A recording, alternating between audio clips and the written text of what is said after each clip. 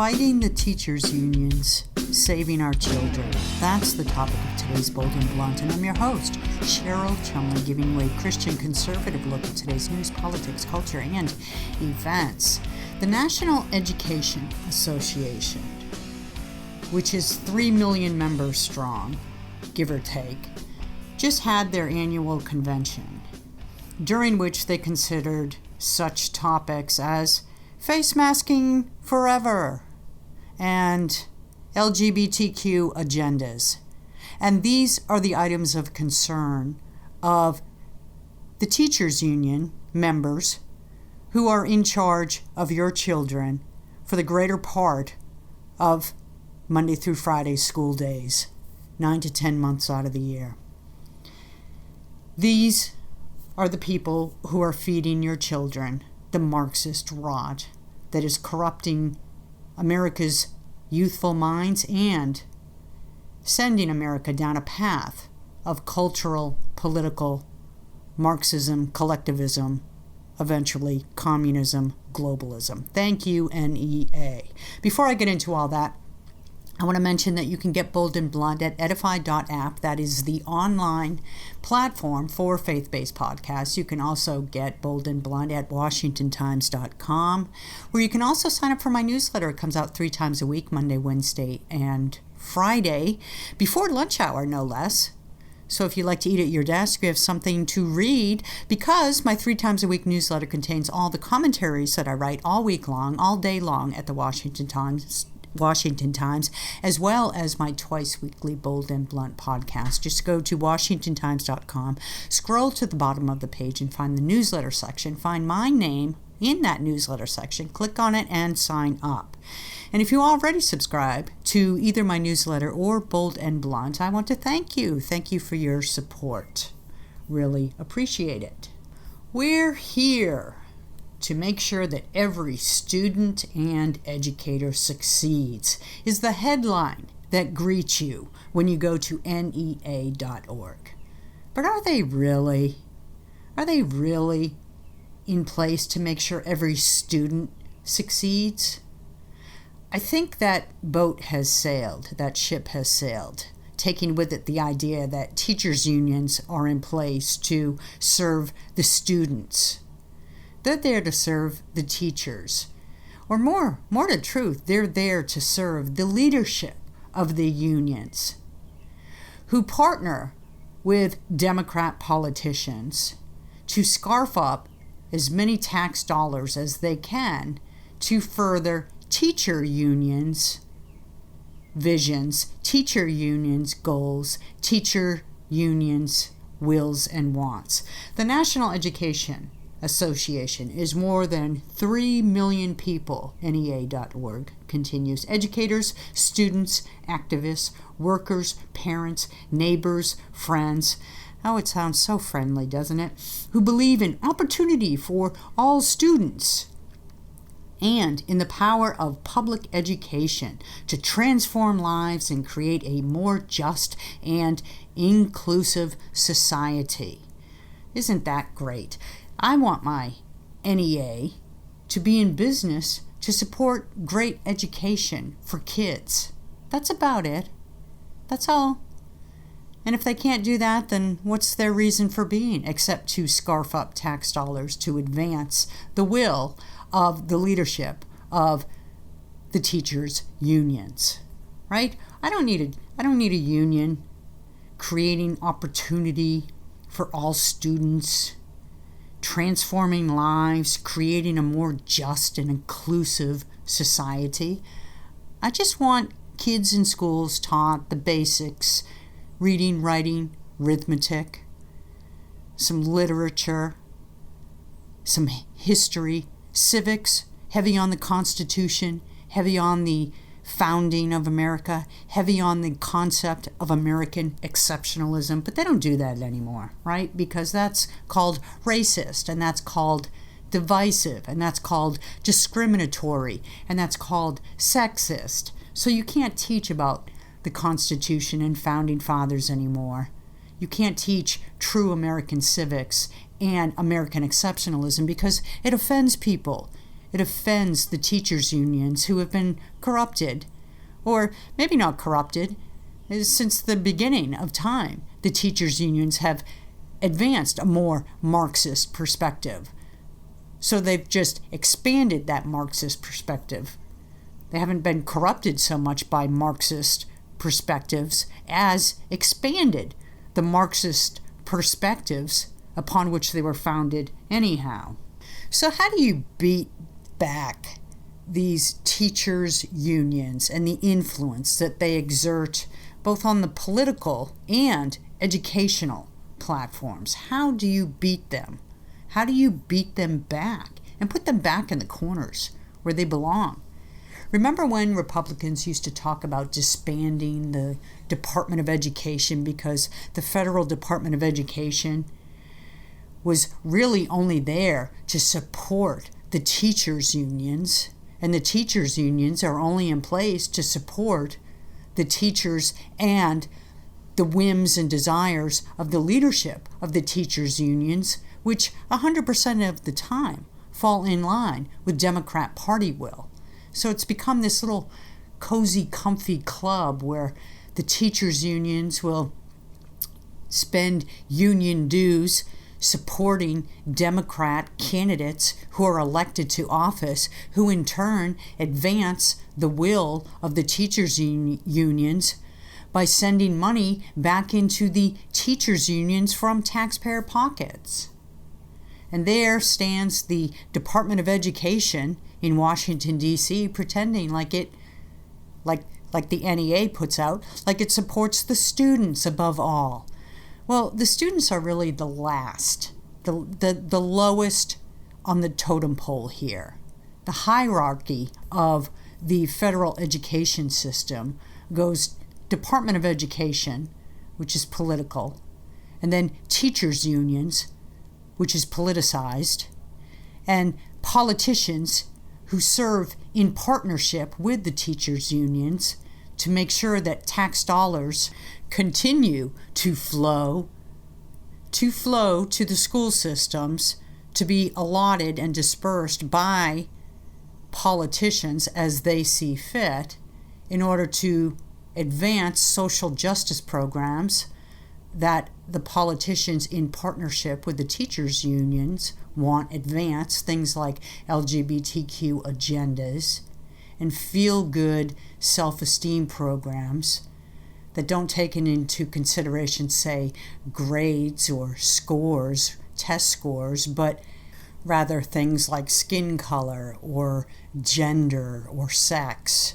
I mean, that's why you see schools across America turning away from standards of test scores, because test scores are colorblind. Test scores are blind to the test taker's sex. It's just the score. It's based on the mental abilities of the test taker. And so that's been deemed discriminatory or racist or unfair.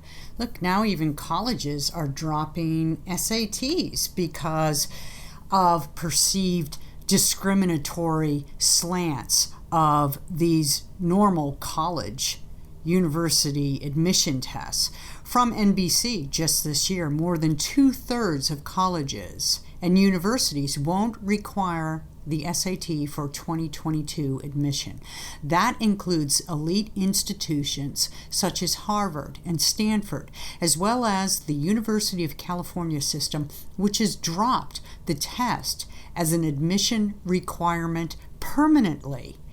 Let me read one more paragraph from this. This came out in March. For SAT critics, test optional admission at colleges and universities took far too long to become prevalent. The test has been accused of putting students from underrepresented communities of color at a disadvantage for years. Less known is that boys have consistently outscored girls on the test, a pattern that dates back decades, underestimating girls' future college grades. So the idea that testing is discriminatory, is racist, is biased has been part and parcel of the national discussion for years. But it was COVID really that pushed many of the colleges to do away with the standard SAT test requirements as part of the admission process. And now they're continuing that trend. They're continuing to do away with SATs. And some people may say that's best. But look, the SATs were never just the sole determinant for entering college. It was just one tool that college admissions boards would look at when considering students, when considering prospective students. It was just one of many tools. They took into consideration volunteer activities, athletics, club memberships, civics organizations that the students participated in, church, whether or not the student participated in church. The SAT scores were just one consideration, but now that's been removed by 2/3 of America's colleges and universities, it seems. And as colleges go, so go public school systems. They're seeing testing as more and more discriminatory and more biased against certain segments of their student population. And instead of harping on teachers teaching the skills needed to pass these tests, they're putting teachers in the position of teaching things like social justice or transgender tolerance or feel-good policies or feel-good agendas and courses that don't do anything to prepare students for a field of work, a field of free market competition, but rather put students in positions of throwing down the victim card wherever and whenever opportunity presents.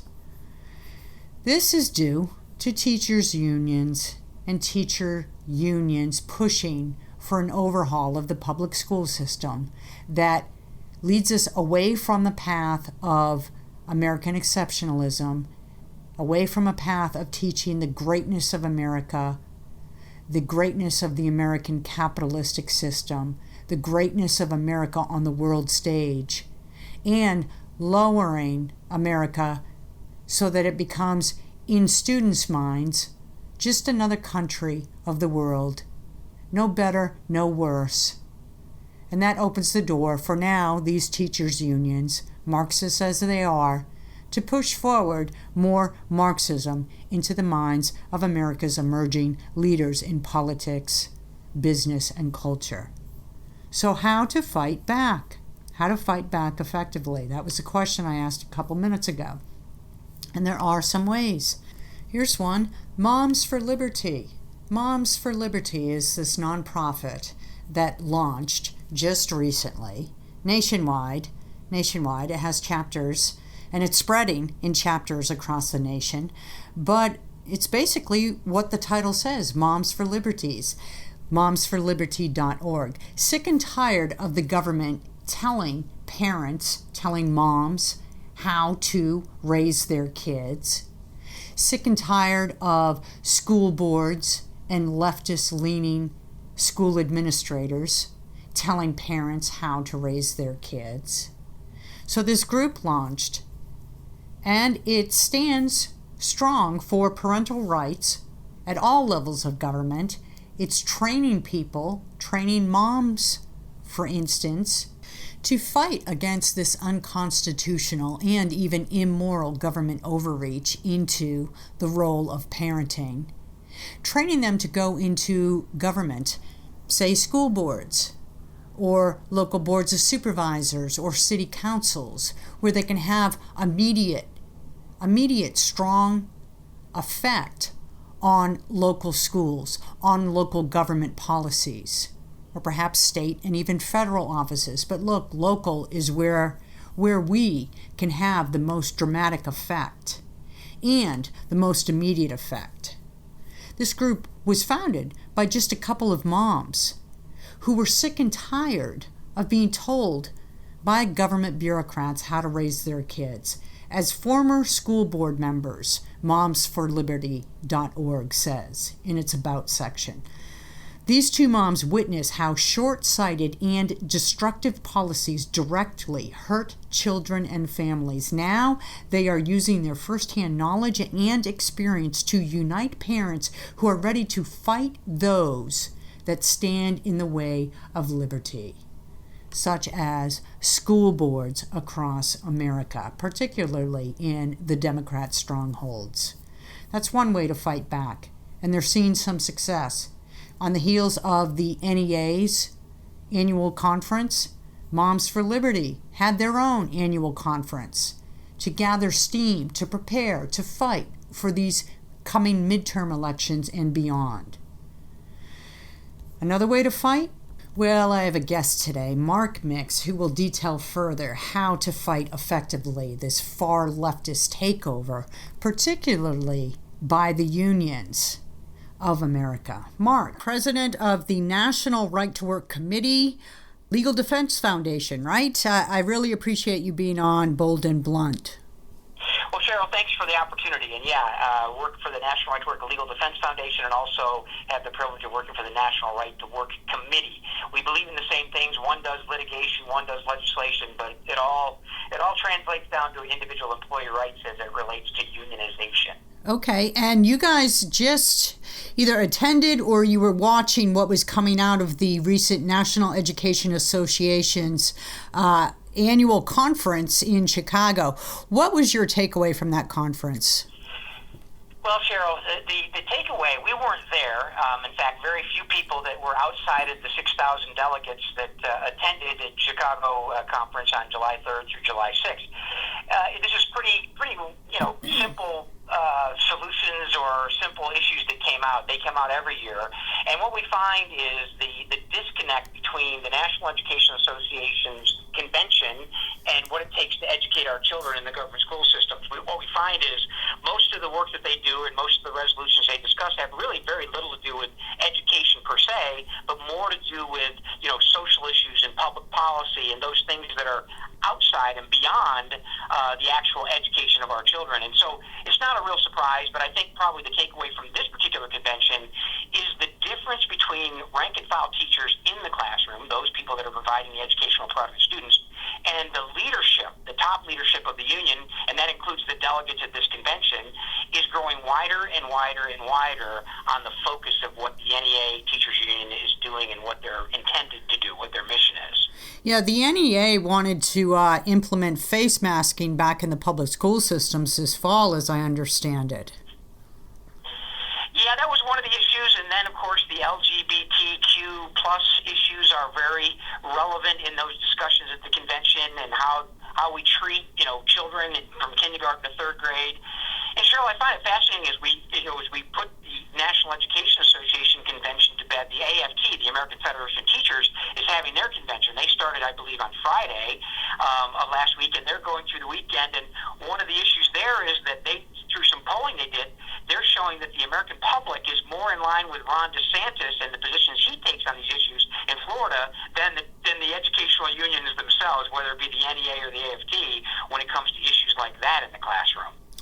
And yet, the public school officials aren't really listening. I just noticed that San Diego has implemented its face mask mandates for children attending summer school, and LA County in California is also putting citizens on high alert that face masking may be not just in the school systems in the next couple weeks, in the coming weeks, but also in all indoor areas. How can people fight when the systems are being led by such leftists? Yeah, and that's exactly how they planned it out. I mean, for so long, Cheryl, folks and parents and taxpayers across the country have paid little attention to school board meetings. Well, I can tell you someone who's paid really close attention, and that's the NEA and the AFT, the two large teacher unions in the country. They understand that if they can simply play politics and elect a school board that is compliant to their views, whatever they are, then they're sitting at a round table as opposed to a negotiating table when it comes to issues like this. And there's no better example than what happened in Loudoun County. If there was a silver lining out of the COVID lockdowns of the schools, which there aren't many, but one was that parents had a chance to basically get a glimpse of what was going on in the schools when they were looking over the shoulder of their students, and they realized there was a lot of things going on there that they weren't familiar with. And certainly in Loudoun County, Virginia, we saw the pushback from those parents on lots of issues, including some of the stuff that was surrounding COVID, whether it be masks or vaccines or what they were doing in the classroom, what they were teaching. There was a pushback, and I think that changed the political calculation in a lot of instances, clearly in the Virginia governor's race. I mean, Glenn Youngkin probably won the election based on that uprising in Loudoun County, and then the awareness of what, a candidate like McCullough says, that he didn't think that parents should be involved in decisions about education of their children. That kind of made a difference. I think that's happening, and it's not a surprise that in Los Angeles or San Diego that you have a school board that still, basically listens to the unions and what they suggest and what they want done. But then again, you go a little bit north to San Francisco, and you find 3 school board members there being recalled by the parents and the taxpayers in San Francisco. So something's afoot. And how you fight back is first pay attention to what they're doing, and secondly, make your voice heard. And that's the one thing we know that politicians respond to, Cheryl, is when people get upset and they start raising their voices, politicians tend to take note. That is a note of optimism. And Virginia, as you point out, which is the state that I live in right now, did go Republican in large part because of the pushback from parents. And I'm happy to say it kept me from fleeing Virginia for a state of freedom like Florida. So, but here's another issue, though. Here's a dilemma. When the left doesn't win politically, then they turn around and they go after private businesses to weaponize them against consumers. And that's why you saw over the last couple of years all those signs in the windows of stores saying that face masks must be worn as a condition of entry. So do you see this trend continuing? The Democrats, if they can't win politically, they'll try and weaponize the private sector, the private market against individual Americans? Absolutely. That is a standard operating procedure, whether it's as visible as what you mentioned there, the signs in the doors, or it's just kind of behind-the-scenes push. We see that all the time. I mean, most of these publicly held companies, they are scared of their own shadow for lots of good reasons. I mean, there's lots of stuff out there that causes them to be cautious and paranoid. But when you have a regressive left, and people call them the progressive movement, I don't think they're progressive at all. In fact, they're regressing back to more tyranny and more control over our lives, and they seem to be very comfortable with that because, George Carlin said, it's a big club, but you're not in it. It's kind of like that when you think about how this works. And the left is very good at that. They get up, they're in your face, and most ordinary folks like me, perhaps like you, Cheryl, we just want to be left alone for the most part, and so we're not as focused on government forcing us into these positions or forcing businesses into these positions as the left is, because that's their stock and trade. I mean, their power is a derivative of government action. Our power is a derivative of our individual freedom and our individual rights. And that, whether you're talking about compulsory unionism agreements with the teachers' unions or a leftist movement that continues to just get in your face, push, and ordinarily a business guy will say, what is this? Or a business person will say, what do I have to do to make this go away? And they say it's very simple. Do what we say. And whether it be with messaging, and then you have Fauci and others that tell us it's pretty evident now that those masks have nothing to do with protecting us against COVID. I'm not a scientist, but I do follow the news, and what I found is I think this is turning into more political science than it is actual science. Without a doubt, the science has been politicized, and I actually think it's been weaponized by the left to push forward a globalist agenda that's more in line with the will of the World Economic Forum, the World Health Organization, Bill Gates, and so forth. I don't need you to respond to all that, but I do ask, how can you fight effectively against the systems when the systems are being controlled by the far left? I mean, if you're about to send your kid back to school and your kid goes to public school right now and you don't want your kid wearing a face mask and yet, or eventually taking a vaccine for COVID variants or whatever, how can you say no without being told to keep your kid out of school? How do you fight that system? Well, you just have to make a stink about it first and foremost, and then when you make a stink about it, there's legal action that can be taken. For example, we had cases as far as the compelled vaccination. When union officials were pushing workers to get compelled vaccinations, we were able to fight back and get exemptions for lots of workers. When the employer does it's a little bit out of our line because the employer's doing it and demanding it. I think there's a difference there, but I think the only thing we can do is stand up and fight. And it was Everett Dirksen, former minority leader, senator from Illinois, who said, "When I feel the heat, I see the light." And what we learned from that statement is he's telling the raw truth about politics. He's saying that if enough people are yelling at me, I tend to pay attention because it affects my re-election. And the one thing we know about politicians, and obviously there's regulators and there's bureaucrats and there's a whole other level of this, Cheryl, but what can an ordinary citizen do? We've got to have the courage to stand up and fight. I mean, the Right to Work Foundation litigates on behalf of individual employees across the country, whether they be teachers or public sector employees or government employees or private sector employees.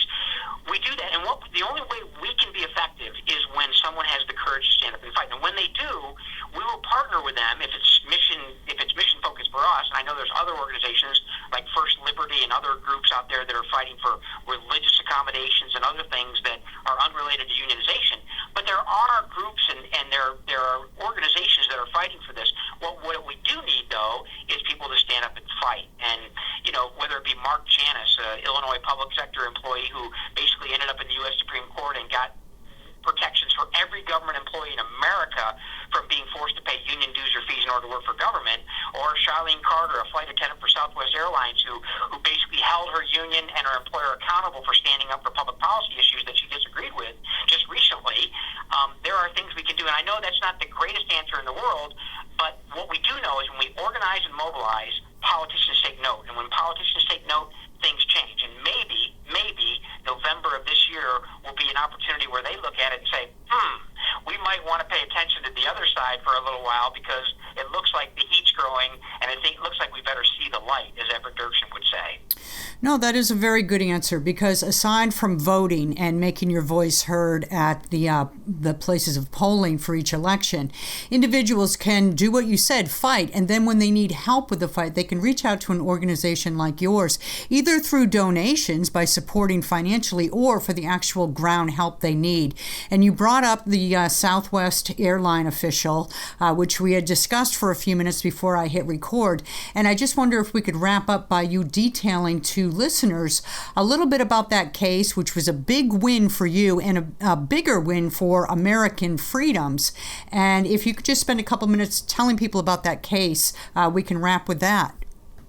Yeah, sure, Cheryl. Thanks for the opportunity to do that. This is a case involved a flight attendant for Southwest Airlines who took on their work in 1996, had a perfect, unblemished 20-year employment record, not one blemish on her record as an employee of Southwest, but she did have a problem with the union officials that represent her, and I'm using my finger quotes here, Cheryl, because she didn't necessarily ask for their representation, but because of the law positions them in between their employer and an employee, they have the, quote, privilege of speaking for every worker. Well, over the course of several years, our client, Charlene Carter, decided the union wasn't doing a very good job representing her.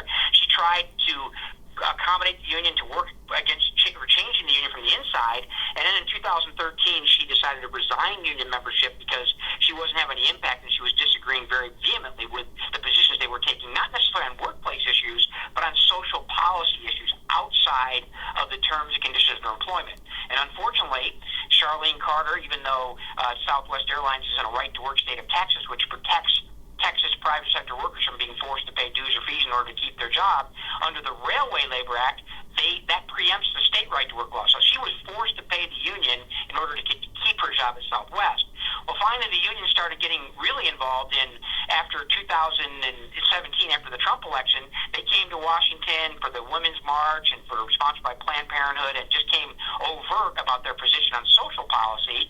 And this is something that Charlene objected to very vehemently. And she started to raise the issue with a union official very privately in private messages on Facebook, not even company time or anything like that. And at one point, the union came out and said they needed to oppose the national right-to-work law, which is something we were pushing. And Charlene wrote back to the union official, said, I support the right-to-work law, and this would give us control back over the unions. Then the union official went to Southwest Airlines and said, this person's harassing me. Southwest did one quick meeting, and over the course of a couple days decided to let Charlene go. Not because she violated company policy as it relates to anything she did on the job, but because the union official said, you got to fire her because she's harassing me. And so for Charlene to exercise her rights, she has to go to the union in order to defend herself her being fired by the employer, but in this case, the union is the one that brought the charge.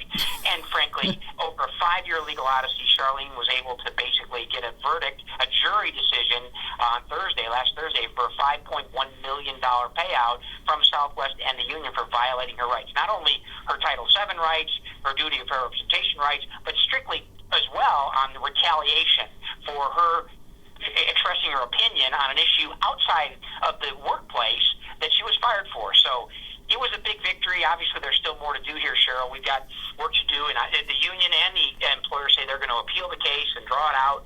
But the idea that the union officials got held accountable for basically attacking her for her position on social policy issues as opposed to workplace issues is really kind of a big win. Yeah, good for you guys. The unions have gotten out of control, and it's good to have organizations like yours out there willing to hold their feet to the fire and take them on. So I wish we had more time to talk. You're going to have to come back on and detail some of the other work that your group does. But in the meanwhile, what's the actual website for National Right to Work? Yeah, Cheryl, they can find us on that amazing internet, nrtw.org, nrtw.org. All right. And Mark Mix, thank you so much for being on Bold and Blunt, and thank you for the fight for liberty you guys do. Well, Cheryl, it's a privilege. Thank you for the opportunity to talk about it. Appreciate that. Mark, thank you so much for being on Bold and Blunt. I really appreciate your time. How to fight effectively. Those are the tools that we, on the conservative side of things in America, need more than anything right now. It's good to be aware of what's taking place in America in terms of the far leftist takeover, but even better is how to fight effectively. And so whether we're talking about teacher unions infiltrating the school systems and rotting our children's minds, or we're just talking about an airline union that wants to keep an employee from expressing her views on abortion. The fact is, we need to fight these forces before they completely silence the First Amendment freedoms of American citizens, before they completely blot out any viewpoints of conservatism that differ from their own Marxist views. Thank you for listening. I want to remind you, you can get Bold and Blunt at WashingtonTimes.com, anywhere podcasts are offered, or, of course, at edify.app, the platform for faith-based podcasts. Tune in next time, and in the meanwhile, stay blunt, stay bold.